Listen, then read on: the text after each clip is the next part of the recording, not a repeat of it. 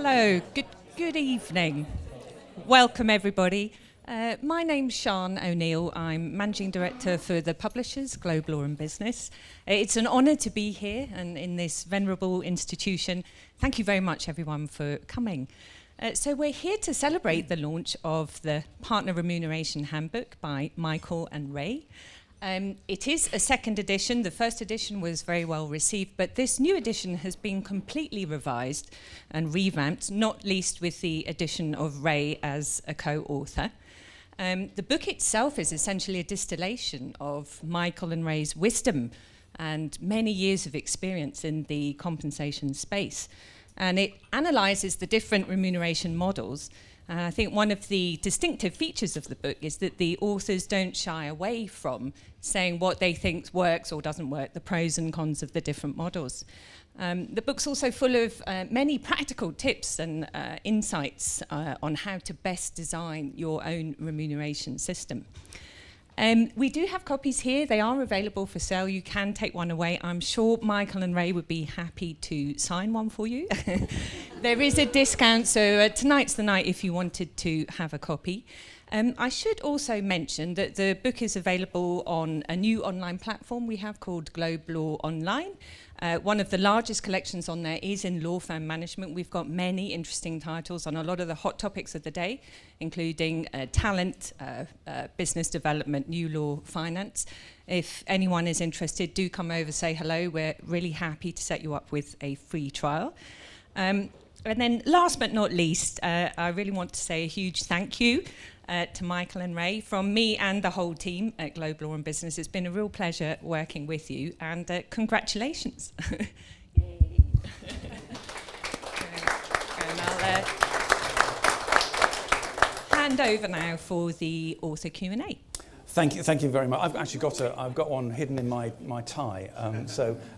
Just to introduce myself, I'm Ian Jeffery. Those of you who have known me for a period of time will know me as the former managing partner at Lewis Silkin, which is a mid-sized commercial firm based in London, but offices around the country and these days around the world.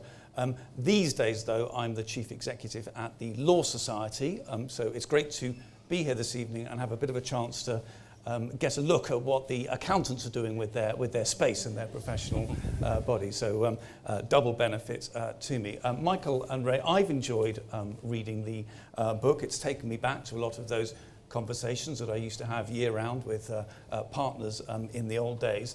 And reading it, and I'm sure this will be true for other readers, there's a lot to sort of pick up and learn. But maybe Ray first and then Michael. What do you learn as the author of a book like this? Well, I think you learn humility, certainly. I think Michael and I were fortunate that we were able to bring a lot of practical experience to the book, reflect on a lot of work we'd done over the years, some of the frameworks we'd built. But once you take that inventory, the first thing you discover is all the things you don't know. And so setting about bridging those gaps was a really good exercise, I think, and one that hopefully, an example of that is around, this issue of managing underperformance. We had sort of a view on that, but I think being able to come together, spend some time on it, fully form a view, was really beneficial. So it was a great experience, and I should say it was also a great experience because I enjoyed writing it with Michael. It has a fantastic grasp of both the big picture conceptually as well as the details. So I think having a sparring partner was also a great thing. Yeah, Michael, what would you add to that? Well, I think humility is a good word. Surprise is another good word, and shock horror is another concept. I'll explain what I mean. So some of the chapters you have it in your head and it just comes out and it's more or less there and it's fine. Some you do a first draft and you discard it and you do it again and you discard it and you do it again, because often in partner compensation things are not linear. So how do you put something that's iterative and multifaceted into a linear thing? That was a new, not new, but that was hard. That was probably the hardest aspect some of it. And the other topic probably is going back to basics. So I looked to the very first partner compensation project that I had the privilege to lead, which was an AmLaw 10 firm in 2008, just in the middle of the crisis when they were trying to keep together a global partnership with all of the performance and currency issues and so forth. And then I looked at the international aspects of things again, now 10 years later, and was like, oh, did I really write that in an article 12 years ago? God, I hope nobody read it.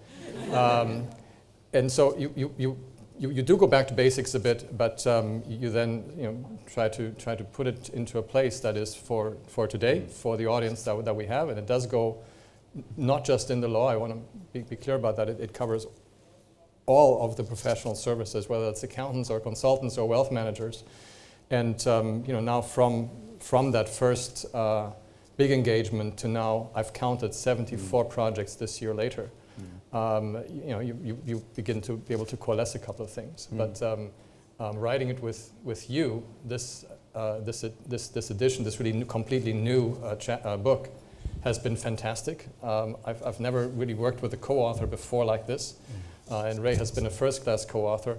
The great folks at Globe, we've worked on a couple of different pieces together in chapters and books, governance being also one of them with Norm Clark.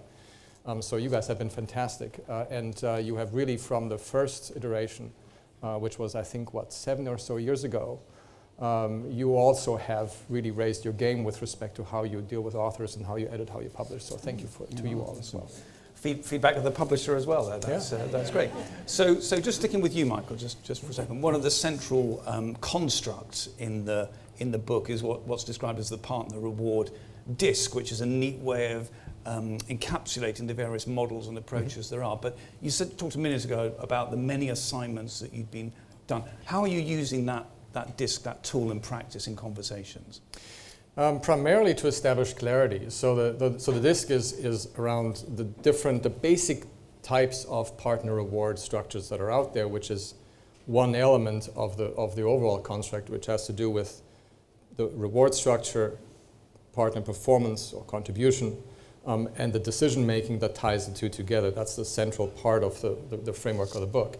And I use it mainly to establish clarity, because often firms think they're running a lockstep, but actually it's a hardcore financial meritocracy. They just call it lockstep because it sounds more collegial, sounds more partnership-like.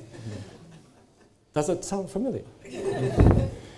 So I use it mainly to establish clarity, because it's fairly rare that you get to design a system from scratch, right? Yeah. That happens quite rarely, only when a firm does a merger or does a complete step change. Yeah. But usually it's a very careful evolution, a very political evolution. So there we use it to establish clarity, to establish what do we want, what do we not want, because that basic structure has implication on how do I deal with partner contribution and how do I deal with decision making. Yeah.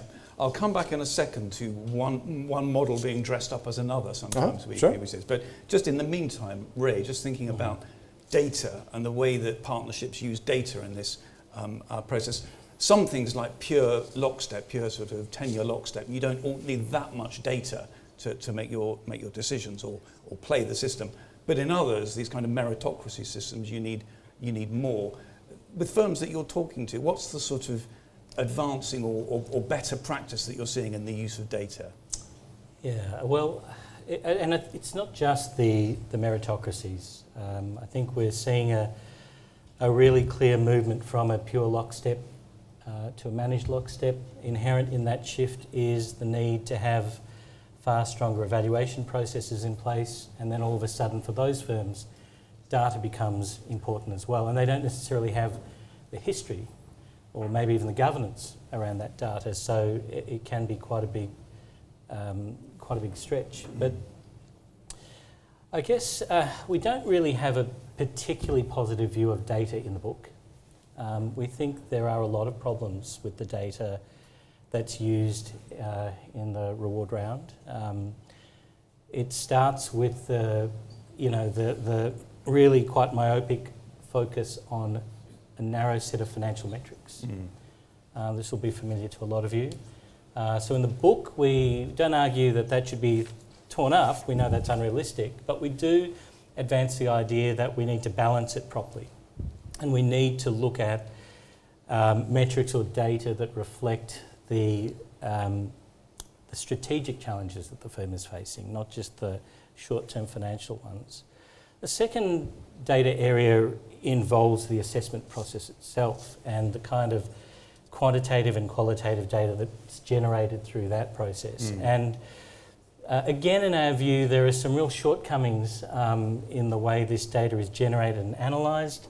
There are lots of great tools out there at the moment that allow firms to use visual analytics to look through qualitative data and use sentiment analysis and coding and these sorts of things that can turn what is essentially a pretty nightmarish 2 or 4 weeks for a small group of people into something a lot more elevated and a lot more pleasant. And it's all well and good to talk about data. Of course, the governance model has to support it. And one of the things Michael is passionate about, which comes through in the book, is the ongoing role of RemCom and the importance of having a RemCom that doesn't just sit at reward time, but has a year-round remit. And one of the advantages of that is that a RemCom could do an after-action review, could analyse the quality of its data, and could then set about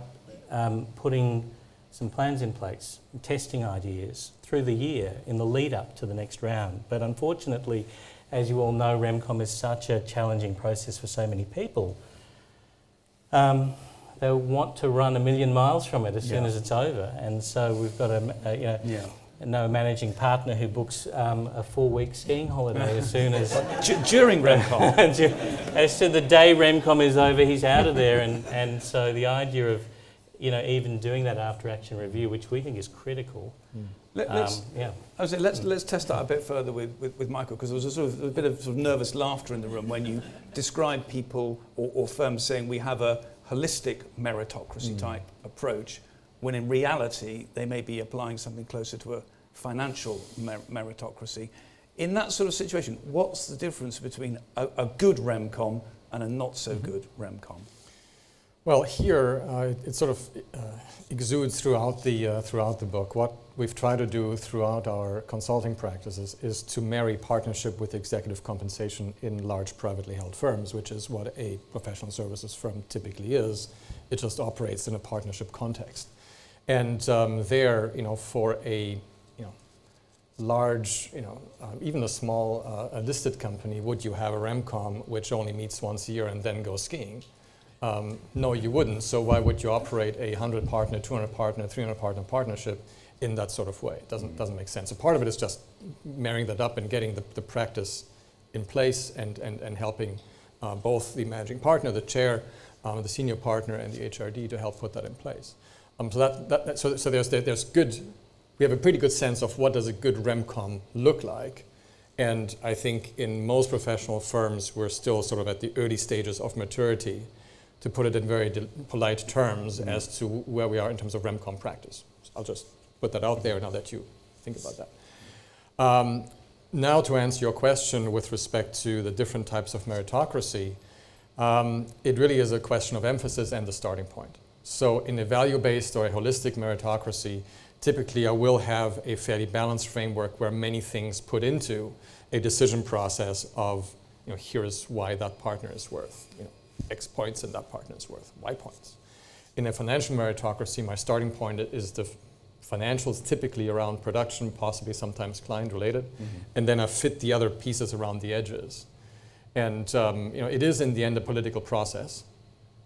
And often, in meritocracies, you try to fit the data to the outcome that you want for a partner because you know that that's sort of what they expect. You can take that approach, and you can do that for about 2.5 to 3 iterations, and then we get a call. Usually, that's the thing. Strain the model. You do that often enough.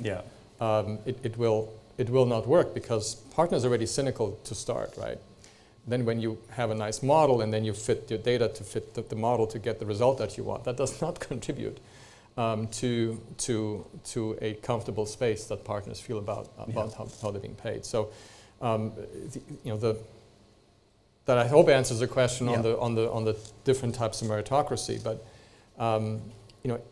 going back to your earlier one, I mean, even a lockstep, even a clean tenure-based lockstep, in a way, is a meritocracy.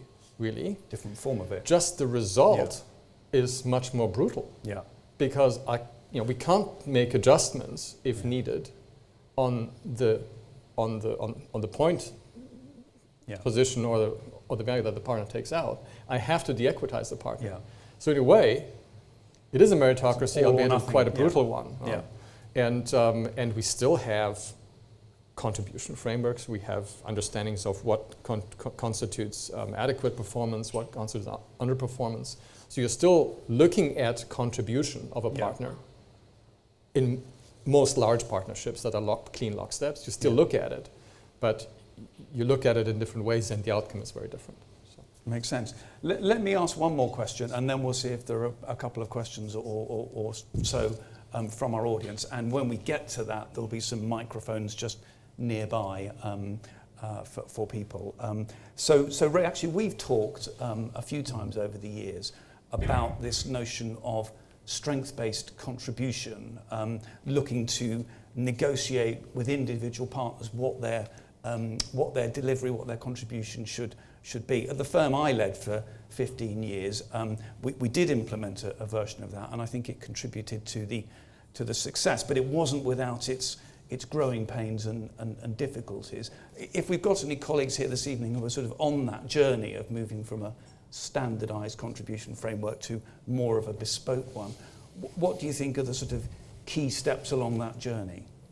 Yeah, and before I talk about the key steps, it is something that is a recurring theme in the book, that we feel the one-size-fits-all model of partner contribution is problematic.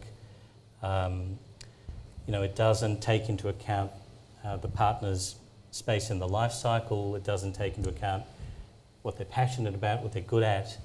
And so, in a motivational sense, we're not maximising the capacity of our people because we're really trying to fit them into one quite narrow framework. Some firms get there, but at the edges. I think the great thing about what you did was that you made it explicit. What the strengths-based framework involves is an understanding of what my core contribution is as a partner, the non-negotiables, the things that really stamp the culture and the brand and the client value proposition. And that's obviously important and has to be lived by everyone. But over and above that, we can layer opportunities for partners to play to strengths. We're working with a firm at the moment, and that layer is very reflective of their current strategy. So it's much more time-bound. It's project-specific, and the idea is that partners can really buy into that and can say, well, I want to commit X amount of my time to this DEI project. And so from our point of view, there's so many benefits to it. But the big one is that all partners suddenly become engaged in the strategy. And so instead of having partners doing production and then having a small number of partners who are focused on the strategic long-term goals, or maybe some business services people as well, suddenly everyone's got a role in this. There's plenty of stuff that's been written about it over the years. So the two milestones, getting to your question, the first is redrawing that partner contribution framework and doing that in consultation with the partners, often best done in light of a fresh strategy. And the second element there is developing the skill and will of the partner leaders to implement the framework, because it is more work, and that's the challenge. And also, by doing a good job with the framework, we can neutralise this challenge that a lot of people have with it, which is that, well, if I'm asking Ray to do something and Michael to do something different, how is that fair? And so building a framework and some governance around it are probably the two key milestones. But I'll throw the question back to you because you've actually lived this. You've introduced it. I think you came back from sabbatical with this idea, and when managing partners come back from sabbaticals, that's dangerous. But you came back with this great idea. So yeah, we fitted this one in between the sabbatical and the next skiing holiday. So no, I mean my learning from it partly reflects what you've said. In our case, getting people to agree the framework was a relatively straightforward thing to do because we'd had this kind of language within the firm that drew on broader contribution. But the difficult part of it was negotiating the sort of contribution of each partner each year, and then dealing with these kind of urban myths that creep up within the partnership to the effect that, you know, suddenly no one will have to go out and get clients or no one will have to do work. It'll all be about, you know, worthy internal initiatives and kind of, you know, profile building. And those silly as they are, those things take a lot of breaking down, and it takes, you know, 2, 3, maybe 4 iterations of the model consistently applied and supported by a Remcom who believe in it before you get proper buy-in to that to that system. Yeah. Let me add a third. Let me add a third one to what you said, Ray, which is it goes back to the maturity of Remcom, huh? Because in the end, depending on how the partnership is structured, you need a Remcom that is able to make and explain value judgments about partner contributions, which in a strengths-based model, which is strategically absolutely the right way to go. It's then the question: what's the balance of judgment between management and Remcom? How much does management get to pre-judge, so to speak? Huh? And then what, you know, how does Remcom then actually apply what that partner has, you know, contributed to the business? And there, one big myth also still in partnerships is that activity equals contribution. And you know, I'll never accept that. No. Just because, you know, we do stuff. I've done so much. Exactly. Let's take a couple of questions if there are. Just stick your hand up and we'll bring a microphone over to you. It's cheaper than paying for the book, just to ask the authors. If we have any questions, please in the front there. Microphone just behind you to your left. Hi, my name is Samantha G from Verdita. I just wondered what non-financial metrics you're seeing commonly used or starting to be used when you measure partner contribution. Great question. Yeah, very good question, and a very common question that we're getting at the moment, probably the most common question. It really comes back to reflecting what that contribution framework looks like. So if something like collaboration is a key part of it, and it is for just about every professional services firm these days, then finding 1 or 2 metrics or KPIs that can support that. And so the sorts of ones we're seeing at the moment, we do write a bit about this in the book and we give some examples, are client-related, people-related, collaboration. You know, the people dimension, you can flow out into you know, everything from engagement to well-being to advocacy. So there isn't a shortage of metrics, alternative metrics out there. It's really about choosing a small number that can make a difference in terms of moving the firm forward. Maybe just to add to that, so the starting point must be what the firm is looking at overall. And often what we see is that we've got some measures on the business side and in the division or in the department or in the practice, and then we've got these completely separate measures for the partners. I've never understood that, because how can you align that if you've got maybe the same, you know, dimensions, but it should just be the same dimensions, different level of analysis, right? But that complete alignment we see fairly rarely still today, I must say. And then one way to think about the measures, once we've got that squared, the alignment between what we measure at the firm level and at the partner level and how that translates across, is there is this perception, and the FDs tend to, I'm a former accountant so I can say this, the FD don't really do us any favors in terms of how they talk about metrics, because the only thing that exists is what's in the accounting system. That's bullshit. It is, I'm sorry, it is. So we've got qualitative and quantitative measures, and we've got financial measures, non-financial measures on the quantitative side, and we can maybe even discuss, are there financial measures on the qualitative side? We can discuss that. But the locking arms between the HRD and the FD, locking arms and advancing in the partnership how we look at measures, KPIs, would be a very good foundation to then answer the question of, okay, at the partner comp side, what then do we look at? Absolutely. If I can get one more question, I'll hit my KPI for questions attracted. So help me out here. Someone put their hand up. Thank you. Right, Thank you. one. I've got a microphone just coming to your right. Hi, Michael. Hi, Ray. Just a question on... I'm Stuart Dench, by the way. You know who I am. I'm from Stuart's. We operate a merit-based lockstep partnership compensation system, and we've tried to build those same metrics in throughout the firm, as you just alluded to.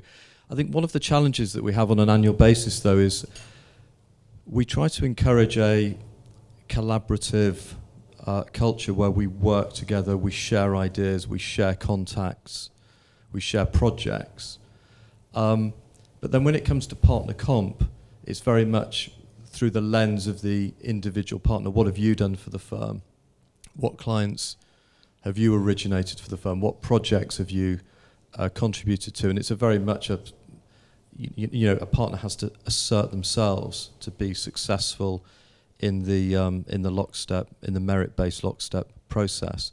That's something over the last 10 years I've found that's a difficult issue to resolve. So I wondered whether you had advice on how to resolve that dilemma that we encounter frequently during compensation, during the compensation time of the year. Mm-hmm. Sure. I mean, there's a couple of different things you can do. I mean, one is you can just broaden the lens in terms of what you look at in terms of collaboration. Right? You can look at that partner. You can look at that partner's practice, the team. You can get input from other partners having worked with that particular partner about how has that collaboration worked, and that's sort of the first one. The second one, collaboration in particular, we talk about this a bit in the book. A lot more has to align for partners to collaborate than the partner comp structure. Because for me to collaborate as a partner, there's a massive risk and return calculus, right?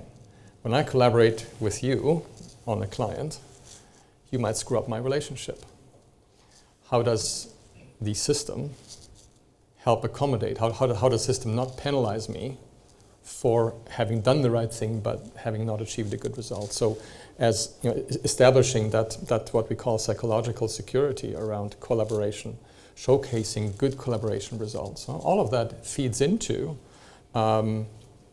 a positivity around collaborating as partners. And then I come back to your question on the partner comp side, I need to look at collaboration almost as a proper dimension. If I just put it into my financial measures, I can never get there. If I just put it into my client measures, I can rarely get there. So if it is a big value in the firm, then I need to bake it into the contribution framework and declining it to see how, what does good look like in that context. I know it's not a very good answer, but it's also a very difficult question to answer. Take one more if there is. If this one in the corner. Oh yes. I didn't see. Please. Hello, Suzanne Posley. I'm from the other world of business development. So wanted to ask a question of what other metrics and tools have you been looking at in terms of that relationship management piece as opposed to the financial or billable part when looking at the whole remuneration piece? The client relationship management piece, yeah. Well, I guess our starting point in the book is it depends on what we're trying to achieve with the client. And so having one or two hard and fast metrics that operate across the firm for all clients in all situations is really problematic. If I'm trying to save a client, if I'm trying to grow a client, if I'm trying to move into a sector, all of those things require different metrics. Some may overlap, but if we just chose a couple of metrics in relation to one of those strategic goals, then it may be different. So our starting point in the book is that we've got to understand what our objective is in relation to the client, and then there are a whole range of measures that we might use, whether it's share of wallet or growth or the number of practice groups who are working for the client. Really, it comes back to the objective. Yeah, I mean here again. I mean, again as a former accountant, in these halls I'm allowed to do that. But here the accountants aren't doing us any favors once again, because you essentially have probably at least 3 completely separate operational tactical objectives, right? One is I've got key clients, which I need to put into a bucket because I've got partners collaborating on key clients and we need to keep them growing. Then I've got my normal clients that I want to grow, so it's about account management, account growth. And then I've got new client development. Different measures for all 3, and then come Remcom time is, which is more important? Which is more valuable? How do I translate efforts across all 3 into points or into partner comp? So our approach in the book is those 3 that I've mentioned: the key clients, normal clients, and new clients. Step 1 is to separate what we're doing and to separate partner contribution to those 3 buckets, because very interesting things will emerge. You've got some partners who can never look after a client. All they can do is they can grab new ones, but then please don't let them manage them, right? And you've got others who don't. But the question is then what's the value judgment that sits behind that?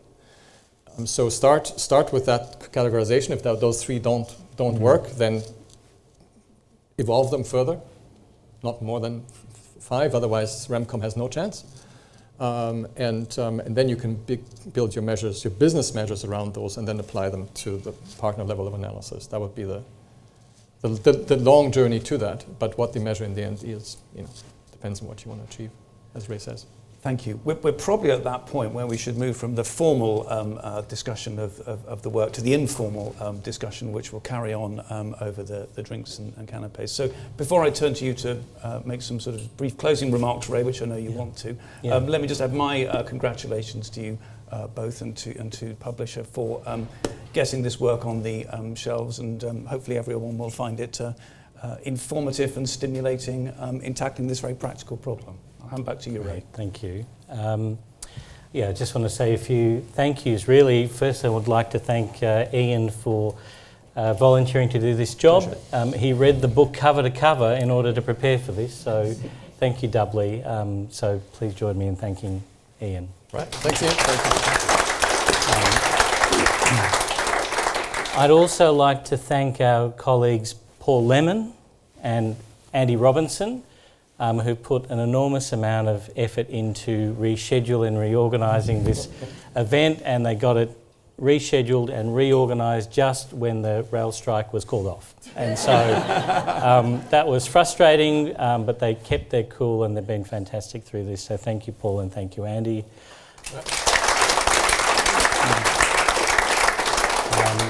And finally, thank you to you for coming along and creating a lovely atmosphere. It's been great to see so many familiar faces, so many new faces. We're around if you want to keep the conversation going, and if you do have any questions for Michael or I after this in the next few days, weeks, months, years, feel free to get in touch. Thank you. Right. Thank you all.